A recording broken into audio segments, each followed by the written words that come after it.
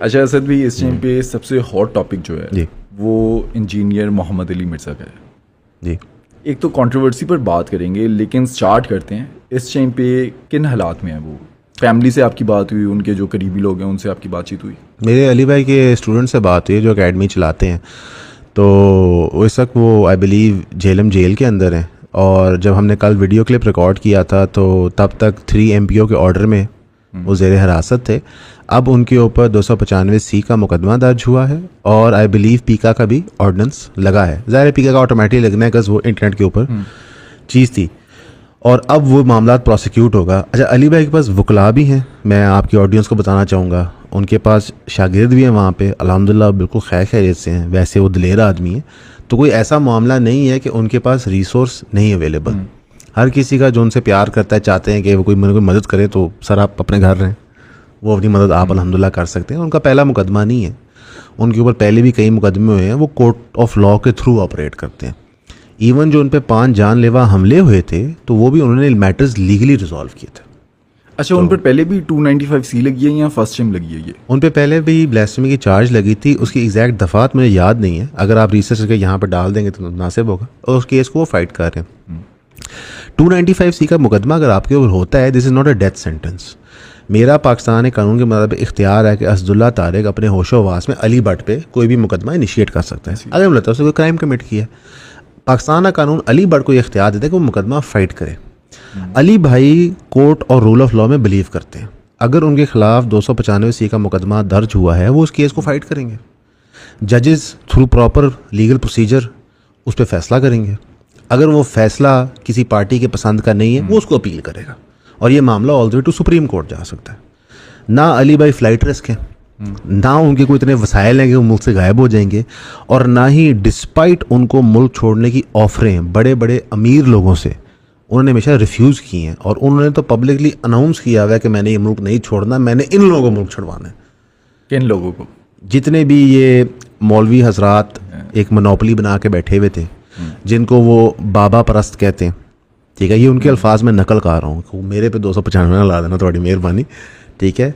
In fact मुझे 295 case भी बना है। अली भाई ने कहा कि ईसाइयों के यहाँ एक अकीदा रखा जाता है हज़रत मोहम्मद सल्लल्लाहु अलैहि वसल्लम के बारे में, ठीक। उन्होंने कहा कि इस अकीदा होने के बावजूद इस्लाम हमें इजाज़त देता है कि हम ईसाई औरतों से निकाह कायम करें। हम यहूदियों के गलत अकीदों के बावजूद ईसा अलैहिस्सलाम के बारे में उनका ज़बिया खा सकते हैं। तो वो बताते इस्लाम कितना टॉलरेंट रिलीजन है कि डिस्पाइट आप हमारे पैगंबर के बारे में कोई गलत चीज़ सोचें, हम आपके साथ कारोबार भी करते हैं, रिश्ते भी कायम कर सकते हैं। तो ये इस्लाम का एक हुस्न है, खूबसूरती है। वो पुठा पै गया, ठीक है। वो बंदा बता रहा है इस्लाम की टॉलरेंस, तो मौलवियों ने 295C उनके ऊपर लगा दिया। अच्छा वैसे इन बातों में मोहतात नहीं रहना चाहिए, मतलब कि आप पॉडकास्ट में बैठकर इस तरह की बातें कर रहे हैं जो कल को गलत कॉन्टेक्स्ट में यूज़ की जा सकती हैं। इसलिए कोर्ट्स है ना अली भाई, मैं तो नहीं देखें अगर कि वो जो आलिम है उनको लगा है कि अली भाई ने ब्लास्फेमी की है तो कोर्ट किस चीज़ के लिए बैठा है? फैसला करने के लिए कि नहीं यार ये जो पीस ऑफ कॉन्टेंट है इसमें इंजीनियर मोहम्मद अली मिर्ज़ा ने ब्लास्फेमी नहीं की, वो किसी का कलमा नकल कर है, या कोर्ट कह देगा ब्लास्फेमी की है। मैं और आप नहीं फैसला कर सकते। मुझे जो तकलीफ़ इस बात की है कि अशरफ जलाली साहब वो भी एक आलिम है, उन्होंने बाकायदा फतवा दे दिया कि अब ये काफिर हो गए और मुर्तद। मेरा ये सवाल है कि क्या रियासत पाकिस्तान का काम है मैटर्स एडजुडिकेट करना या किसी और इंसान का है? हमारे यहाँ रूल ऑफ लॉ की रिस्पेक्ट नहीं है, तो इंशाल्लाह ये लीगल मैटर है, लीगली रिजॉल्व होना चाहिए। ये जो पिछले अरसे में ब्लास्फेमी गैंग के सारे केस चल रहे थे, बहुत सारे लोगों ने हमारा मौक़िफ़ पूछा था, हमने कहा जी कि ब्लास्फेमी हुई है बिल्कुल सज़ा मिलनी चाहिए, क्यों नहीं मिलनी चाहिए कानून के मुताबिक। सर हम नबी से मोहब्बत करते हैं, हमें हमारा कुरान अजीज़ है, इस्लाम, इसमें क्या शक है। लेकिन अगर कोर्ट को महसूस होता है कि भाई हमें मैटर का चेक करना चाहिए, कोई हेरा फेरी ना हुई हो, वो भी होना चाहिए। आप नहीं चाहते कोई इनोसेंट बंदा कन्विक्ट हो, ठीक है, और आप नहीं चाहते कोई क्रिमिनल बंदा गेटवे करे, तो आप सिस्टम को इम्प्रूव करते रहते हो। यहाँ पे एक मौक़िफ़ कायम कर लिया जाता है बंदे के बारे में अदालती फैसलों से पहले और उसके ऊपर तुन दिया जाता है। इसमें हम डकी की मिसाल ले लेते हैं। डकी ने क्राइम कमिट किया कि गैम्बलिंग और बेटिंग ऐप्स को प्रमोट करने का, ऐसी है। लेकिन पॉडकास्ट में FIA कह रहा है कि ये रोस्टिंग करता है, गंदा इंसान है। इस बात को उस बात से क्या रिलेशन है? अच्छा लेकिन रोस्टिंग पर भी तो पीका लग सकता है ना। देखें किसी की मर्जी के बिना मैं आपकी मर्जी के बिना अपने प्लेटफॉर्म के ऊपर आपको गलत कहूँ, आपको गालियाँ दूँ, आपकी नकल उतारूँ, कुछ भी करूँ, आपकी मर्जी उसमें शामिल नहीं है, पीका तो लग सकता है। तो मैं लगाऊंगा ना आप पे, स्टेट नहीं लगाएगा। स्टेट तो तब लगाएगा जब फसाद फिल अर्द होगा या मामला बढ़ जाएगा, लाइक इन बेटिंग। इस केस में स्टेट मदई हुए मेक सेंस कि भैया आप अवाम उन्नास का नुकसान कर रहे हैं। मोरालिटी के ऊपर स्टेट अगर एडजुडिकेट कर रहा है तो चले मैं यहाँ से एक मासूमाना सवाल करता हूँ, कितनी तलाकें ड्रामों की वजह से होती हैं? तो आज तक किसी ड्रामे के खिलाफ पीका लगेगा? नहीं। कि सास बहू के रिश्ते को हमने एक कैंसर बना दिया कि जिस बेटी की शादी किसी घर में होती है वो सास से नफरत करती है, और सास बेटी आई नहीं होती उससे नफरत पहले कर रही थी, तो हमने उनकी ब्रेन वॉशिंग की है। तो अगर डक्की ने हमें गालियाँ सिखाई हैं तो तलाक जो है मैंने तो ड्रामों से सीखी है, तो फिर लगाएं पीका। ये एक रिडिकुलस स्टेटमेंट है ना। जो बंदा क्राइम कमिट करे to the full extent of the law prosecute करें, हम आपके साथ हैं। कोई आलिम, कोई मौलवी किसी बच्चे के साथ बदफेली या गलत काम करते पकड़ा जाता है, सबसे पहले हम कहते हैं जनाब केस करें, बनाएं और मुकदमे के थ्रू कन्विक्ट करें, सजा दें। अच्छा, उनको जब ये मसला खड़ा हुआ, एहतजाज होने लगे, धरने सुने के हो रहे थे, तो उनको 3 MPO के तहत हिरासत में ले लिया गया, ये स्टेप ठीक था? मेरे ख्याल है झेलम अगर आप शहर जाएं, छोटा शहर है, 3-4 बड़ी रोड्स हैं, वहाँ पे अगर 100 बंदे का जत्था इकट्ठा हो कुछ प्रोटेस्ट करे तो शहर बंद हो जाता है। इत्तफाकन अली भाई की जो अकेडमी है वो कैंटोनमेंट के बहुत करीब है और वो कैंटोनमेंट सेंसिटिव है, ठीक।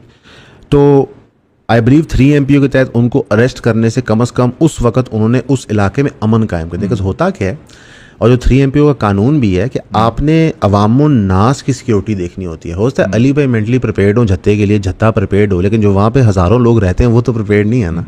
तो वो तो समझ आता था। 295C का मुकदमा उन पर दर्ज होना वो भी समझ आता है, ये आपका कॉन्स्टिट्यूशनल गारंटीड राइट है कि आप किसी भी मुकदमा दर्ज कर सकते हैं, और अदालत का उसको प्रोसिक्यूट करना और फैसला करना वो उनका काम है। हमें पहले नहीं फैसले कर लेने चाहिए। मैंने अपनी राय दे दी नाकसी कि मेरे ख्याल से वो एक अकीदा किसी और का बयान कर रहे थे, वो खुद गुस्ताखी नहीं कर रहे थे, लेकिन इसका फैसला भी अदालत ने इन्वेस्टिगेट करना है, अदालत ने करना है।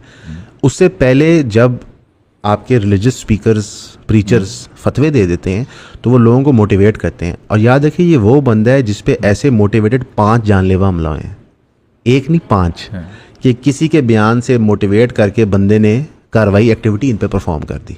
अच्छा, आपका उनसे ताल्लुक भी है, आपकी बेशुमार मुलाकातें उनसे हैं, बेशुमार। लोगों को उनसे मसला क्या है?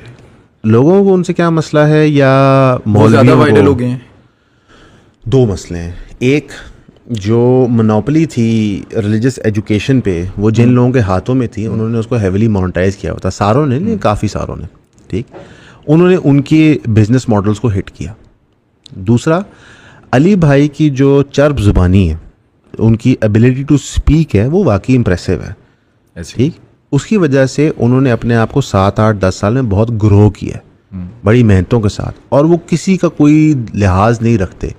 इमरान खान गलत बात करे नहीं छोड़ते, सही बात करे कहते हैं सही बात है, इस्टेब्लिशमेंट गलत काम करे नहीं छोड़े, सही काम करे तो तारीफ देते हैं। तो वो इंडिविजुअल केस बाय केस से फैसला करते हैं। अब मसला क्या होता है, कभी PTI उनसे नफरत करती है, कभी मोहब्बत करती है, कभी इस्टेब्लिशमेंट उनको पसंद है, कभी नहीं करती, कभी कोई आलिम पसंद करता है, नहीं करता। अगर एक आम बंदा जो उनको सिर्फ और सिर्फ शॉर्ट्स की हद तक सुनता है या पॉडकास्ट देखता है, जानना चाहे इंजीनियर मोहम्मद अली मिर्ज़ा कौन है, क्या वो मजहबी स्कॉलर हैं, क्या वो इन्फ्लुएंसर व्लॉगर हैं, जैसे कि हम लोग व्लॉग करते हैं, उसमें हम किसी पर भी बात कर लेते हैं, जो हॉट टॉपिक है उस पर हम बात कर लेते हैं, क्योंकि एक स्कॉलर का PTI पे, इस्टेब्लिशमेंट पे बात करना बनता नहीं है। नहीं, आपने 2 सवाल पूछे हैं। पहला सवाल ये कि वो क्या है, वो मजहबी दाई हैं। अच्छा, he is a religious preacher. Religious scholar होता है कि किसी ने कोई स्कॉलरली चीज़ की हो फिक के अंदर स्पेसिफिकली। हाँ, आप उनको सेक्टेरियनिज्म में स्कॉलर कह सकते हैं, सेक्ट्स के मसाइल में डेफिनेटली स्कॉलर, लेकिन फिक के मामले में स्कॉलर नहीं है। तो मैं उनको समझता हूँ रिलीजियस दाई है, इज़ अ प्रीचर। अच्छी बात है, होना चाहिए। जो दूसरी बात आपने की, क्या कहते हैं कि वो इन्फ्लुएंसर हैं या नहीं, वो बिल्कुल इन्फ्लुएंसर हैं, बिकॉज रिलीजियस प्रीचर का काम होता है आपको कायल करना।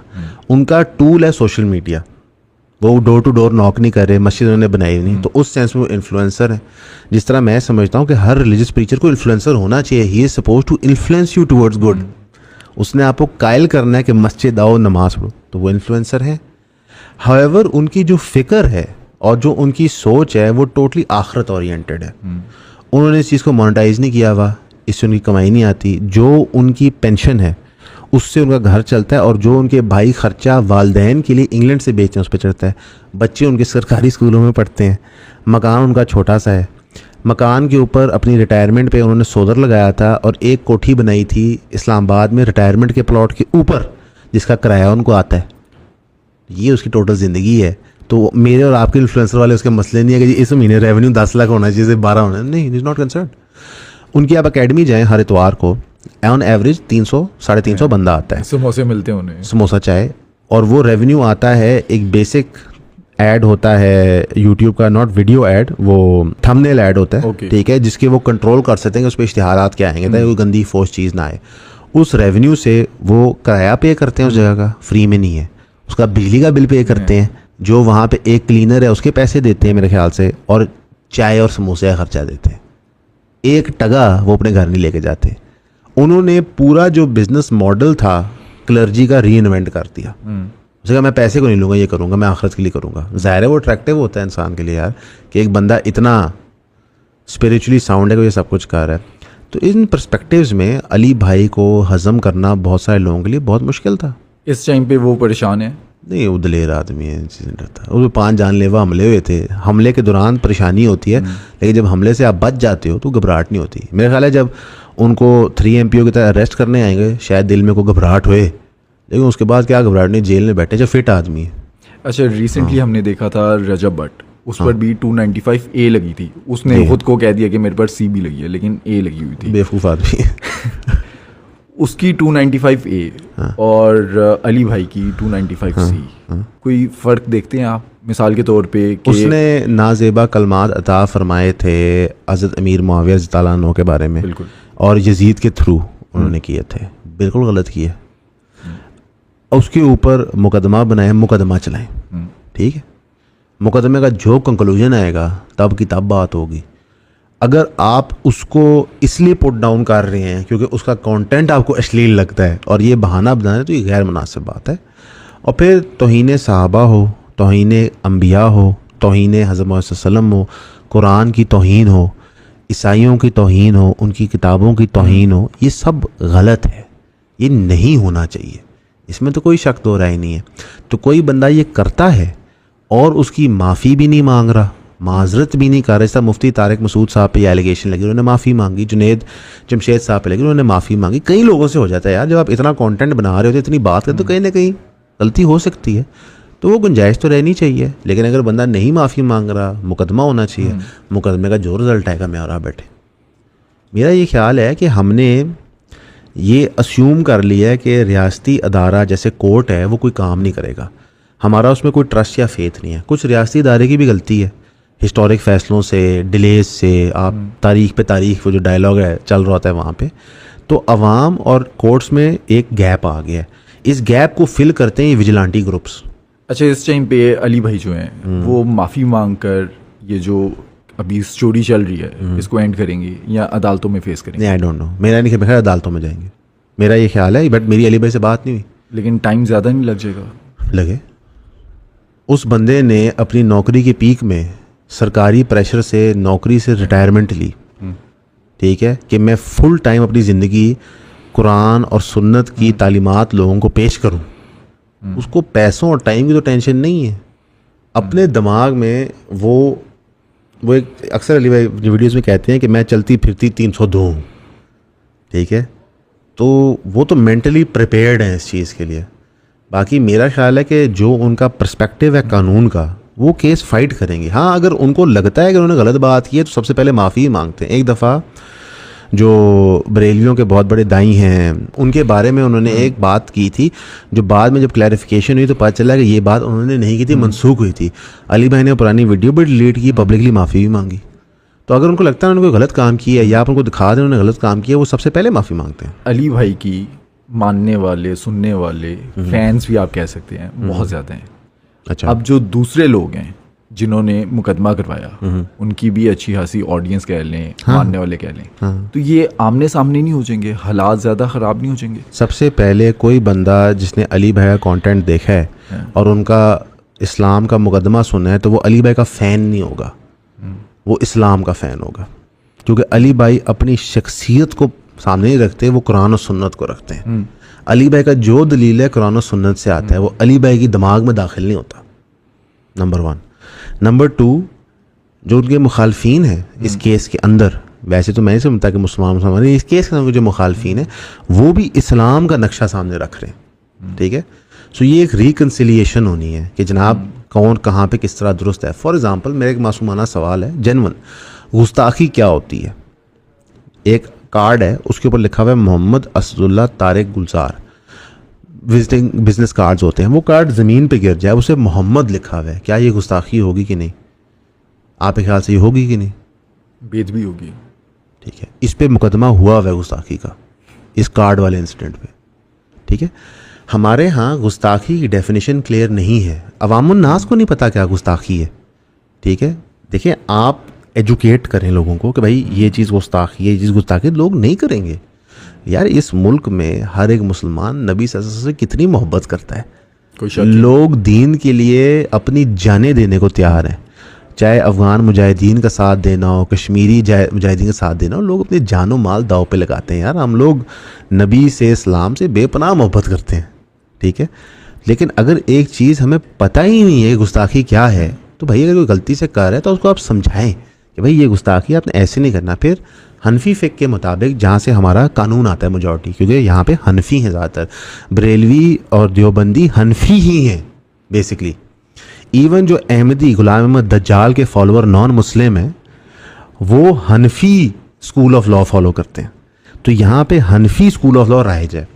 हनफी स्कूल ऑफ लॉ के अंदर गुस्ताखी की माफ़ी है कि आप माज़रत कर सकते हैं, और ब्लेस्फीमर उसको कहा जाता है जो बार बार ब्लेस्फेमी करे, उससे हटे ना और फसाद क्रिएट करे उसकी बुनियाद पे, जिस तरह गुलाम अहमद कद्दानी दज्जाल ने किया था कि उसने नबूवत का दावा करके फसाद फिल अर्द किया था।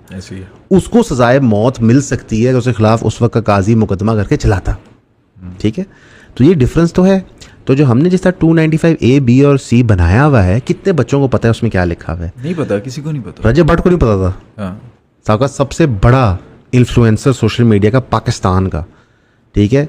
तो जब तक हमें ये चीज़ें पता नहीं होंगी या बताई नहीं जाएंगी, देखिए ना, पूरे पाकिस्तान के अंदर सिविक्स नहीं पढ़ाई जाती बचपन में, कि कानून क्या होता है, थाना क्या करना है, किस तरह। तो हम लोग बेसिकली जाहिल हैं कानून के मामले में, पता ही नहीं होता। मसलन एक बंदे को नोटिस आता है अदालत से, वो कहता है ओहो मैं मार गया, तो पढ़ते से ही नोटिस पे की लिखा है, तो ये तलब किस चीज़ के लिए किया जा रहा है। मतलब मैं छोटा सा मिसाल देता हूँ, टीका का कानून बहुत सख्त है, मेरे उससे इख्तलाफात है। अगर नेशनल साइबर क्राइम एजेंसी आपको नोटिस भेजती है तो आपको वो एक नोटिस भेजेगी, आप पेशी भी मत जाए कोई फ़र्क नहीं पड़ता, दूसरा नोटिस भेजेगी, आप पेशी भी मत जाए कोई फ़र्क नहीं पड़ता, जब तीसरा नोटिस भेजेगी और आप पेशी पे नहीं जाएंगे, उसके बाद वो ये तसव्वुर करेंगे कि इस मुकदमे में आप राय अपनी नहीं देना चाहते, फिर वो कार्रवाई स्टार्ट करेंगे। अच्छा, वैसे वो पहली पेशी पर भी आपसे एक्सप्लेनेशन मांगते हैं। हाँ, ये नहीं कहते कि आपको गिरफ्तार करने लगे हैं। मैं अपना बता देता हूँ, हमारे पे किसी ने पीका का मुकदमा किया, हमें नोटिस आया, इत्तेफाक से जिस दफ्तर में हम हैं इसके बड़े करीब है उनका दफ्तर, हम चले गए, 11 बजे का टाइम था, 11 बजने से 5 मिनट पहले हम पहुंचे, हमने आईडी कार्ड की एंट्री करवाई गेट के ऊपर, अंदर कमरे में चले गए। दफ्तर थोड़ा कमज़ोर था, ये मैं ज़रूर सरकार से क्लियर करना चाहूँगा कि यार दफ्तर तो कुछ बेहतर करो, बिल्कुल ही मतलब बिजली नहीं है, वो लोग अंधेरे में बैठे हैं, साइबर क्राइम का दफ्तर है, it should look like it.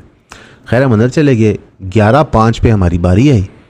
एक यंग लड़का अफसर था, उसने बड़े आराम से बाइज़्ज़त तरीके से पूछा, आपने ये वीडियो बनाई, कैसे बनाई, क्यों बनाई, इसका एविडेंस क्या है, आप तफसील लिख के दें। उसने वो लिखा, इत्तफाकन वो मामला हमारा आउट ऑफ कोर्ट सेटल हो गया। उन्होंने हमसे ₹1 नहीं लिया केस सुनने का, उन्होंने हमसे ₹1 नहीं लिया। जब कोर्ट आउट ऑफ इदारा मामला सेटल हो गया, उन्होंने क्लोज़ कर दी फाइल। देखिए, ज़रूर सरकारी डिपार्टमेंट में प्रॉब्लम्स होते हैं, ज़रूर जुल्म और बर्बरियत के लिए वो इस्तेमाल किए जाते हैं, लेकिन वहाँ पे इंसान है मेरे और आपकी तरह यार। वो कोई सुबह घर से उठ के ये नहीं आता कि मैंने जनाब आपके हक मारने। तो आप थोड़ा सा ना ये जो एक पोलराइज दुनिया है रिलीजियस अफेयर में, पॉलिटिक्स में, उसको ख़त्म करें।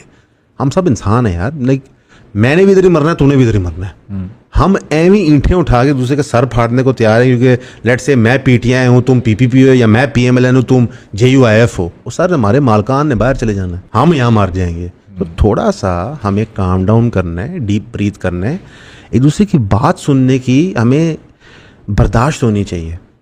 ये इस केस से तो मुझे ये ख़तरा है कि यार हमारे में बात सुनने की बर्दाश्त ज़ीरो हो गई है। कई लिबरल यूट्यूबर हैं, कंजर्वेटिव यूट्यूबर हैं, वो कहते हैं हम दूसरे के साथ बैठेंगे नहीं। हम कहते हैं क्यों, ऐसे कौन सी दिक्कत है? ये चैनल वाला कहता है मैं उसके साथ नहीं बैठूंगा, ऐसे ही है। मैं दिल में सोचता हूँ कि यार ये क्या है, क्यों नहीं आप एक इंसान के साथ बेशुमार बैठोगे? पॉलिटिशियंस है, वो कहते हैं मैं इस चैनल पे नहीं बैठूंगा। क्यों नहीं बैठेंगे? हम सब पाकिस्तानी हैं, हम सब मुसलमान हैं, हम सब इंसान हैं यार, हम बैठ के बात नहीं कर सकते? और मुझे तो बहुत दुख भी होता है, अफसोस भी होता है ये देख के, लेकिन हम तो फिर भी कोशिश करते हैं लोगों को अमन का, बात करने का पैगाम ही देते हैं। अच्छा, लास्ट सवाल आपसे, इंजीनियर मोहम्मद अली मिर्ज़ा साहब, आने वाले दिनों में आपको लगता है कि ये मामला आउट ऑफ कोर्ट सेटलमेंट की तरफ जाएगा, या कोर्ट के थ्रू वो फेस करेंगे, जेल में रहेंगे और जो प्रोसेस है उसके तहत बाहर रहेंगे? इसके दो ही आउटकम हैं। या तो अली भाई को लगता है उन्होंने गलती की है, वो पब्लिकली माफ़ी मांगेंगे तो हो सकता है केस रफा दफा हो जाए, या दूसरा ये केस प्रोसिक्यूट होगा। ये तीसरा है ही नहीं ऑप्शन। अच्छा, वैसे आपको नहीं लगता कि माफ़ी मांग लेनी चाहिए कि अगर किसी को कोई गलत फहमी है नहीं वो तो क्लियर करें, माफ़ी मांग लें? नहीं, वो कह देंगे कि जनाब आपको गलत फहमी है, मैं माजरत चाहता हूँ, लेकिन उनका अकीदा है ये। देखें, उन्होंने ये क्लेम किया कि ईसाइयों का अकीदा है हज़रत मोहम्मद सल्लल्लाहु अलैहि वसल्लम के बारे में, तो बहस होनी चाहिए थी कि जनाब हम साबित करते हैं कि ये नहीं है अकीदा। जब आप साबित करते हैं ये अकीदा नहीं है, फिर उन पर ब्लास्फेमी लगाते हैं। ठीक, तो मेरा नहीं ख्याल, क्या कहते हैं कि अली भाई इस बात पे माजरत करेंगे। अगेन ये मेरा ओपिनियन है, मेरी अली भाई से बात नहीं हुई, वो जेल में है। डिस्पाइट कॉमन बिलीफ अली भाई कानून में मानते हैं, जेल में उनके पास मोबाइल फ़ोन नहीं है। और क्या कहते हैं, अगर ये केस प्रोसिक्यूट होता है फिर अदालतें फैसला करेंगी। अच्छा, वैसे आपने एक चीज़ देखी है, एक सजेशन भी मैं चाहता हूँ कि आप ऑडियंस को दें कि अगर कोई भी इस तरह की वीडियो देखते हैं तो वो कंप्लीट वीडियो भी देख लिया करें। मैंने एक पॉडकास्ट किया एएसपी शहरबान नकवी के साथ, रोला मच गया, अदालतों ने बुला लिया, उनकी हाजिरी होगी उनके सीनियर्स के सामने, उन्हें बयान दिया था कि पुलिस वाले आपकी गाड़ी को चेक नहीं कर सकते। ठीक है। और इसमें जो है वो लाहौर के अंदर, पाकिस्तान के अंदर लोग, कोई भी उसे रोक रहा है पुलिस वाला, वो 15 पे कॉल कर रहे हैं। जबकि अगर कोई पूरा पॉडकास्ट देखे तो बात किसी और कॉन्टेक्स्ट में हो रही थी कि एक वीरान जगह के ऊपर जब नाका लगा होता है तो लोगों को मसाइल होते हैं, लोग डरते हैं कि यार ये कहीं डकैत तो नहीं है। नहीं, ये वारदातें होती हैं। एएसपी शहरबान साहब ने हमारे साथ ना ड्रग्स की डॉक्यूमेंट्री में हेल्प किया था, तो उनसे ऑफ कैमरा हमने पूछा था इसी इशू के ऊपर। उन्होंने कहा नहीं, ये प्रॉब्लम है कि एक वीरान इलाका है, वहाँ पे एक नाका लगा हुआ है जो रूटीन का नाका नहीं लग रहा आपको, तो they can not check your car, आपको खतरा है। लेकिन मेन रोड के ऊपर एक प्रॉपर नाका लगा हुआ है, जनाब रुकना है, आपने चेक बैरिकेड्स लगे हुए हैं। एग्जैक्टली, जिस तरह इधर मेन बुलेवार्ड पे लगता है अक्सर, एक्साइज के लगते हैं अक्सर, ठीक है, आप रुकते हैं, लगना भी चाहिए ना, चेक करने के लिए बैठे हैं। देखें, मुझे आज तक जब भी पुलिस ने रोका है, ठीक है, मैंने कभी बदतमीज़ी नहीं की, गालम गलोच नहीं की, उन्होंने गाड़ी चेकिंग में करवाई है। मैं ये समझता हूँ कि इदारों की गलती है। इदारा आईजी पंजाब साहब का इंटरव्यू किया था मंसूर अली खान साहब ने। जब मंसूर अली खान साहब ने लोगों के मुकदमे रखे उनके सामने कि जनाब पुलिस ये करती है, तो उन्होंने डिनाई कर दिया। आईजी पंजाब साहब ने खुद गैप क्रिएट किया अवाम और पुलिस के दरमियान, ठीक है। अब इसके दौरान बंदे वेट कर रहे होते हैं कि पुलिस वाले को हमें रूम दे। अब शहरबान नकवी साहब का एक जुमला लेके उसको ब्लो आउट ऑफ प्रोपोर्शन किया गया बिला वजह, हालांकि मुकदमा कुछ और था। यही प्रॉब्लम होती है बहुत सारी कंट्रोवर्सीज़ की कि एक जुमला लेके ब्लो आउट ऑफ प्रोपोर्शन किया जाता है। इसका एंड ये है कि हम जाहिल हैं। इसका एंड ये है सर कि जो सोशल मीडिया एप्लीकेशंस हैं वो बिल्ट इन अ वे हैं कि वो आपके दिमाग को शॉर्ट फॉर्म कंटेंट के आदी करें। आपकी न्यूरो प्रोग्रामिंग की जा रही है कि आप 15-20 सेकंड की क्लिप देखें। मुझे और आपको पता है जो ये लॉन्ग फॉर्म में काम कर रहे हैं, कितने बंदे कितना वॉच टाइम 2 घंटे की पॉडकास्ट सुनते हैं। ये जो भी हम बात कर रहे हैं, लोग यहाँ तक पहुँचेंगे भी या नहीं। इस वीडियो का एवरेज वॉच टाइम, जैसे वीडियो 30 मिनट की, एवरेज 15 मिनट लगेगा, यानी कि अगर इसके 10,000 व्यूज़ हैं तो 5,000 बंदे ने 15 मिनट देखे, बाकी ने देखा ही नहीं। तो मकसद ये है कि हमें कोई भी टॉपिक पे गुफ्तगू करने से पहले उस पर रिसर्च कर लेनी चाहिए। फिर बात, मैंने आपको कहा ना कि मैं और आप फैसला नहीं करते, कानून का है, हमने बात वहीं छोड़ दी। अब आप काफ़ी एंकर ये भी करते हैं मजबूर, नहीं आप बताएं क्या होगा। भाई मैं जज हूँ, मैं कैसे बता दूँ, ठीक है। तो ये एक अनफॉर्चुनेट रियलिटी है पूरी मीडिया इंडस्ट्री की, सोशल मीडिया एप्लीकेशन की। हर कोई सनसनी के लिए सरसराट वेट कर रहा। बहुत शुक्रिया आसिफ भाई। FIR वाले क्रिटिकल मामला में तमाम फ़िरक़ों के बड़े बड़े उलमा की खामोशी मुजरिमाना नहीं है। क्या जबकि दूसरी तरफ उन्हीं फ़िरक़ों के छोटे छोटे उलमा आपको मज़ीद बदनाम करने के लिए आपके ख़िलाफ़ खूब प्रोपेगेंडा कर रहे हैं। इस पूरे इशू में हमज़ा अली अब्बासी साहब के मुजाहिदाना और दलेराना तरीके से आपकी सपोर्ट करने को आप किस निगाह से देखते हैं? सलूट है जी हमज़ा अली अब्बासी साहब को, और माशाल्लाह हमने तो देखे, हमने उनको उस वक्त सपोर्ट किया था जब वो नए नए इस तरफ आए और उलमा उन पे पंजे झाड़ के पड़ पड़े, और इसलिए नहीं